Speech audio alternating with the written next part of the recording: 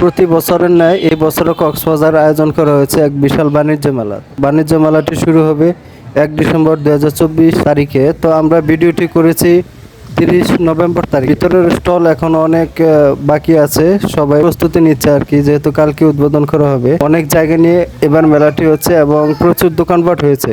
তো আশা করি সবাই ঘুরতে আসবেন, বিশেষ করে যারা পর্যটক আছেন কক্সবাজার ঘুরতে আসছেন তারা অবশ্যই ঘুরে আসবেন এই জায়গা থেকে।